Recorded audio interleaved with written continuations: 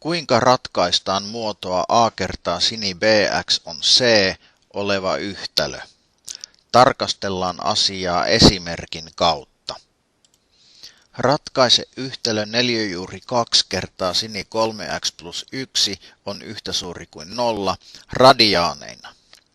Voitaisiin kysyä myös ratkaise funktion neliöjuuri 2 kertaa sini 3x plus 1 nollakohdat.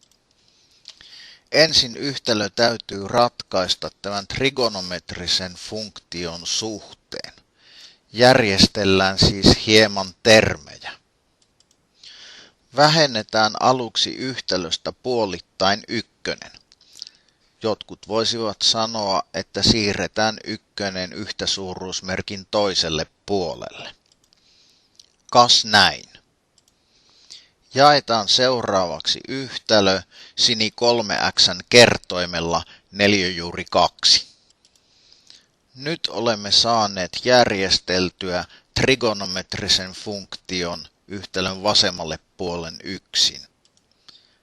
Seuraavaksi etsitään kulmalle 3x yksi ratkaisu.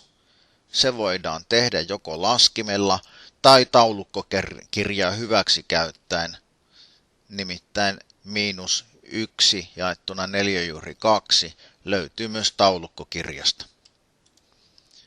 Kulman 3x eräsratkaisu on siis miinus pi jaettuna 4.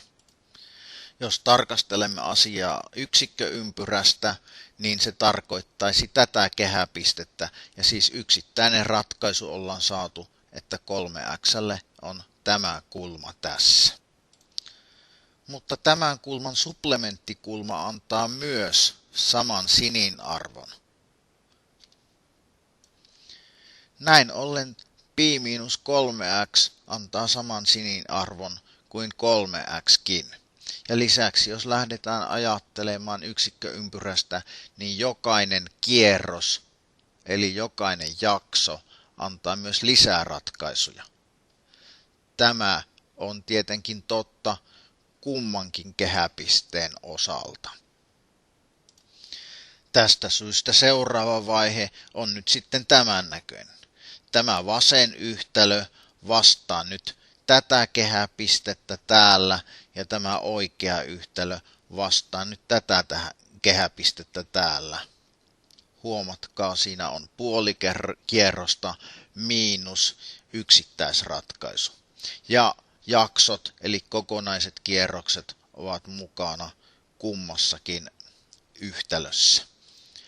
Merkille pantavaa on myös, että tässä vaiheessa emme saa mennä jakamaan tällä sisäfunktion kertoimella 3, koska tämä on sisäfunktio.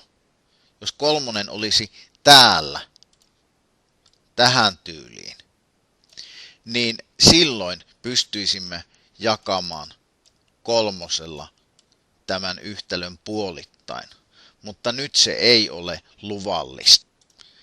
Sen sijaan tässä vaiheessa, kun meillä on kummassakin yhtälössä 3x yksin jo vasemmalla puolella, niin me voimme jakaa x:n kertoimella 3. Lisäksi voisimme tietysti myös miettiä, että mitä tämä olisi yksinkertaisemmassa muodossa. Asian voi ratkaista vaikkapa tällä tavalla. Kun merkitsee näin, aaltosuluilla kertoo, että mitä aluetta tarkoitetaan, niin vältytään kirjoittamasta koko tätä uutta yhtälöriviä uudestaan.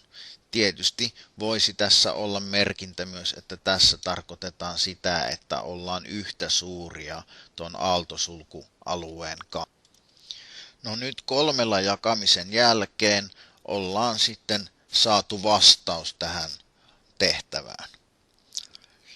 Kun jaetaan 3, niin nimittäjä tulee kolminkertaiseksi.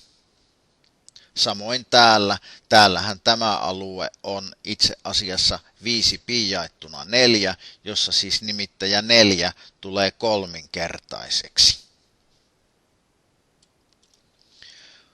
Huomataan myös, että jakso 2pi menee 3 osansa kummassakin yhtälössä. Muistetaan vielä mainita, että n, joka on kertoimena 2πlle kummassakin yhtälössä, niin täytyy olla kokonaisluku.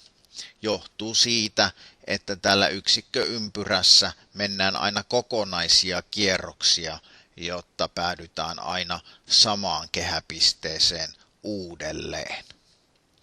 No, tässäpä tämän yhtälön ratkaisu nyt sitten olikin.